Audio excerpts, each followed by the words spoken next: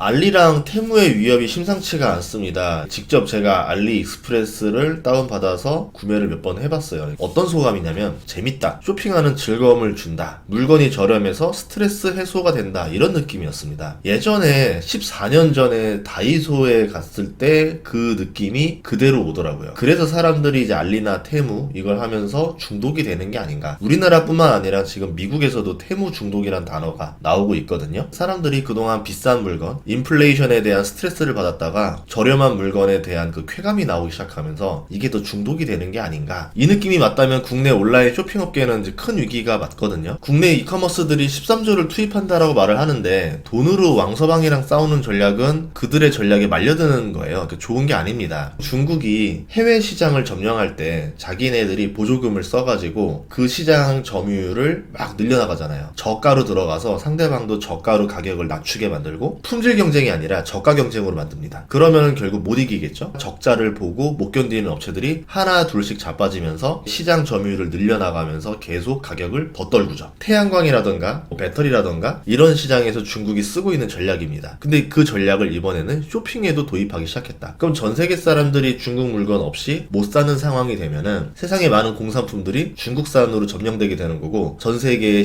제조업들을 어렵게 만들겠죠. 작년에 해외 직구가 70% 이상 증가했고요. 사용자 수를 보면은 쿠팡이 1위고 알리가 2위고 테무가 4위입니다. 4월쯤 지나고 나서는 알리가 1000만 명 정도 되지 않을까 싶어요. 최근에 광고를 엄청나게 했거든요. 쿠팡과 이제 알리의 대결이 되는데 쿠팡도 우리나라 회사가 아니죠. 미국 회사고 알리도 중국 회사고 우리나라 온라인 쇼핑이 외세에 점령당했다. 알리익스프레스가 뭐냐면 알리바바의 해외 직구 플랫폼인데요. 산둥성 웨이하이 쪽에 물류창고가 있습니다. 평택항이랑 가장 가깝죠. 국내까지 3일에서 5일이면 배송이 완료됩니다. 무료 배송, 무료 반품은 쿠팡을 견제하는 서비스 같은데 최근에 경험하신 분이 이거 물건 이상하다 환불해달라고 했더니 그냥 그거 당신 가지시고 환불해주겠다. 쿠팡이 옛날에 하던 전략을 비슷하게 따라하고 있어요. 테무는 핀더더 홀딩스 자회사거든요. 중국의 원래 내륙 3, 4선 도시 사람들은 더 저렴한 이 테무를 많이 이용합니다. 알리와 테무가 들어왔을 뿐인데도 국내 생태계는 지금 큰 충격을 받았죠. 여기에 대응을 제대로 하지 못하고 있습니다. 우리도 투자를 하겠다고 하는데 제가 봤을 때는 제대로 된 대응이 아니라고 생각을 해요. 이 상태가 지나간다면은 온라인 마켓 시장을 중국에 넘어가지 않을까. 그럼 우리나라 사람들이 물건이 싸니까 라고 하면서 중국 플랫폼을 활용해서 물건을 사는 시대, 국내산 플랫폼이 싹 사라지는 그런 상황이 되지 않기를 바라고 있습니다. 어디가 제일 많이 타격을 받느냐? 쿠팡도 타격을 받겠지만 우리나라 유통업계 보면 네이버 스마트 스토어라던가 11번가라던가 G마켓이라던가 이런 것들은 대부분 셀러들이 개인들이 많아요.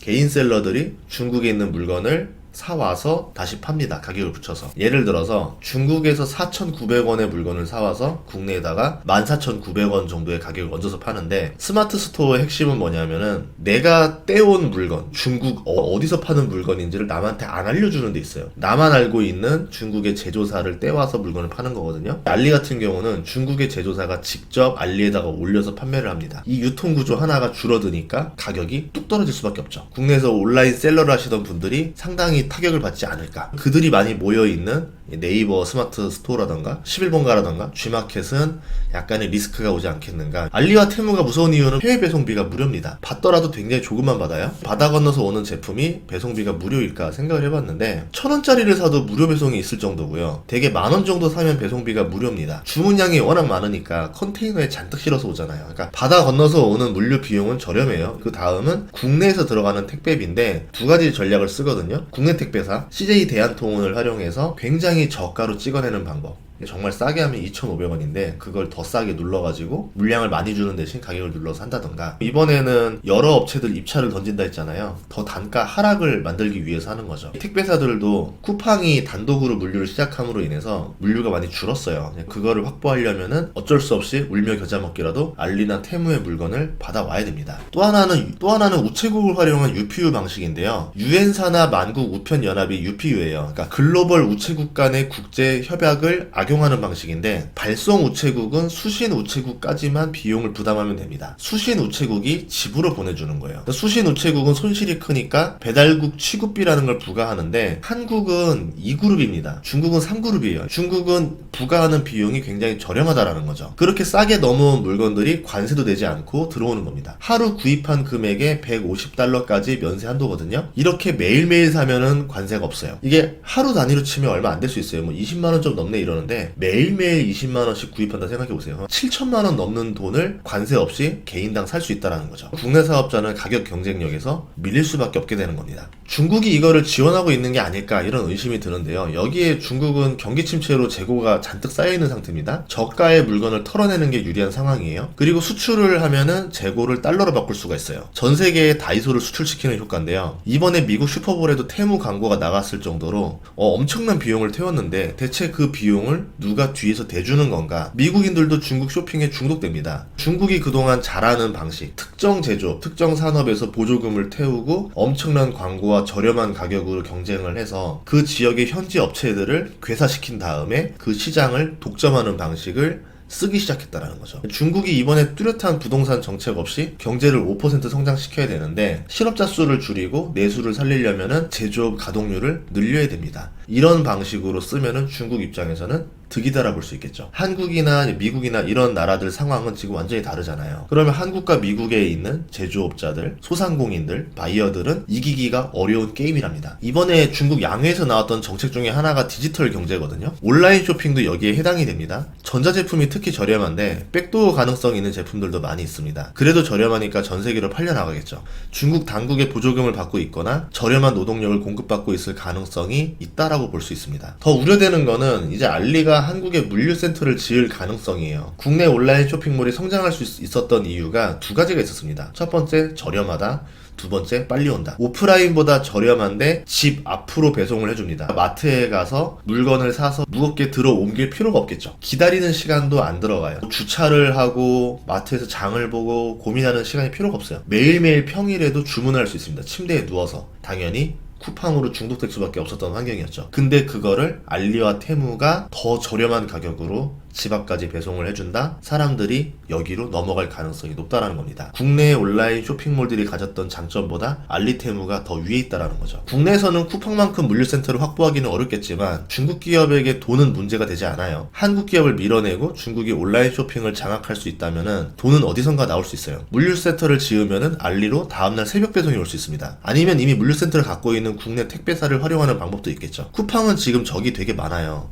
네이버, 넷플릭스, 이마트, 배달의 민족, CJ 대한통운, CJ 제일제당, LG생활건강 다 적대적인 위치가 있는데, 알리 입장에서는 적의 적은 친구입니다. 이들을 하나씩 포섭해 나가면은 쿠팡을 고사시킬 수 있겠죠. 실제로 CJ 제일제당이 햇반을 쿠팡에는 납품을 안 하는데 알리에는 납품을 합니다. 적이 많다라는 점은 언제든지 이 경쟁이 치열해질 수 있다는 걸 의미하는 겁니다. 중국의 제조사가 직접 한국 소비자에게 파는 구조다 보니까 유통마진이 가장 저렴하죠. 쿠팡은 어떻게 해야 되냐면은 셀러들이 파는 물건이 경쟁력이 떨어진다라는 것을 인식하고 직접 물건을 만들어서 팔 수 있는 다이소의 방식을 찾아와야 될 거예요. 다이소는 알리와 테무의 경쟁에서 버틸 수 있다라 봐요. 쿠팡도 그런 장점을 활용해야 되겠죠. 제일 좋은 방법은 국가가 나서는 건데, 미국 의회는 테무가 중국의 소수민족 강제 노동을 시켜서 만든 물건을 미국에 팔고 있다면서 테무를 금지해야 된다 이렇게 주장하고 있습니다. 이 의견이 받아들여진다면 미국 내에서 알리, 테무의 공격을 차단할 수 있겠죠. 그런데 우리나라가 중국의 인권을 지적하면서 수입을 금지할 수 있을까? 여기에 대해서는 약간 물음표가 있어요. 중국의 눈치를 무시하면서 입법을 할 수 있는 국회의원이 몇 명이나 있을 것인가? 소액 부가세법을 수정해서 알리테무가 매일 150달러씩 관세를 면제받는 제도를 수정하면 어떻겠느냐? 이런 의견들이 있는데, 정부가 이 카드를 쓰기가 어려울 겁니다. 다른 나라들도 하니까 되지 않겠냐라고 말하는데, 우리나라는 한미 FTA가 있어요. 그렇기 때문에 이거를 어느 정도 합의를 보고 나서 문을 열어야 되거든요. 근데 한미 FTA를 수정하기 쉽지가 않겠죠. 수정을 하려면 또 다른 걸 줘야 되기 때문에 진통이 되게 많았던 합의이기 때문에 실질적으로 이거를 발효하기는 어려울 거다라고 보고 있고, 소액 수입품에 대한 부가세 면제는 1977년부터 지금까지 유지된 제도입니다. 이 제도를 없애기가 쉽지는 않을 거다라고 보고 있어요. 알리가 무서운 거는 빅데이터로 우리가 어떤 물건을 살지를 알고 있습니다. 최소 수준으로 재고 관리를 하고 있어요. 비용 절감을 하는 거죠. 안 그래도 저렴한 중국의 공산품을 재고 재고 관리까지 하니까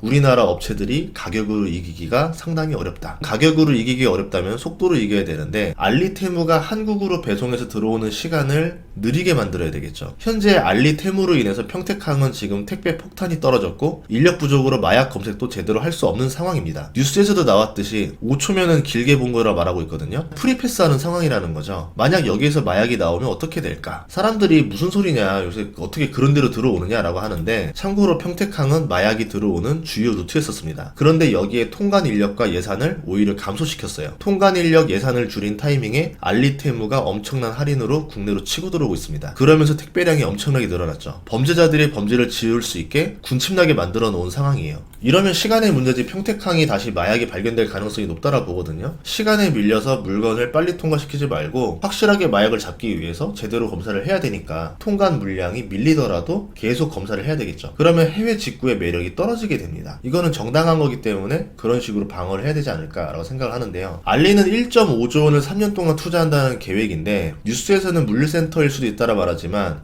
물류센터 투자 금액치고는 너무 적게 발표했거든요. 이번에 1000억 페스타 같이 광고비를 투하하고 저가 상품에 보조금을 주는 식으로 이 돈을 투하하게 되면은 고객 수를 순식간에 확보할 수 있어요. 물류센터에 투자하는 것보다 제품 가격 깎아주는 게 더 좋은 효과를 가져올 수 있겠죠. 장기적인 성장 모델은 아니겠지만 당장 고객 수를 확보하는 데 도움이 되는 게 중국이 좋아하는 전략이 아닐까. 쿠팡이 같이 홍보비를 늘리고 할인폭을 키운다고 이게 과연 이길 수 있을까? 이건 아니라 보거든요. 제가 생각하는 거는 알리와 테무, 쉬인이 단독으로 벌인 일이 아니라고 봅니다. 이들이 동시에 시작을 했고 동시에 한국을 치고 들어온다. 뭔가 다른 이유가 있겠죠. 보조금이 있기 때문에 가능한 일이라 보거든요. 중국 공산당이 알리바바를 접수하면서 이사로 공산당 간부를 넣었습니다. 황금줄을 통해서 기업을 지배하고 있어요. 쉬인도 공산당과 연관이 있다고 미국 하원에서 경고하고 있어요. 이들이 갑자기 엄청난 비용을 쓰면서 한국과 미국으로 들어가고 있고 막대한 적자를 감내하고 있는데, 중국이 다른 업종에 보조금을 투하하면서 가격 전쟁을 펼치고 해외 토종 업체를 고사시킨 다음 시장을 장악하는 패턴대로 움직이고 있는 거죠. 특히 유통은 마진이 적기 때문에 가격 전쟁에 굉장히 취약합니다. 게다가 쿠팡에 밀린 반감을 가진 업체들도 많고 이들이 알리 테무에 가담하고 있고요. 고객 3천만 명을 보유한 쿠팡도 이 정도인데 네이버나 토종 이커머스 업체들은 타격이 심각할 수밖에 없죠. 알리의 공격이 시작도 안 했는데 이마트랑 11번가는 벌써 희망퇴직을 받고 있습니다. 국가가 전면으로 나서야 지금 자국의 유통산업을 보호할 수 있는데, 이거를 그대로 방치하게 되면은 외국계 회사들이 국내 유통을 장악하게 되는 겁니다. 유통이라는 게 단순히 무시할 수 있는 산업이 아니에요. 소상공인이 달려있고 유통업자들이 달려있고 국내 대형 유통업체들이 다 있습니다. 이 업종에서 나오는 고용 효과만 해도 정말 어마어마하거든요. 만약에 이게 외국계로 싹 쓸려나간다, 국내 경기 침체 요소가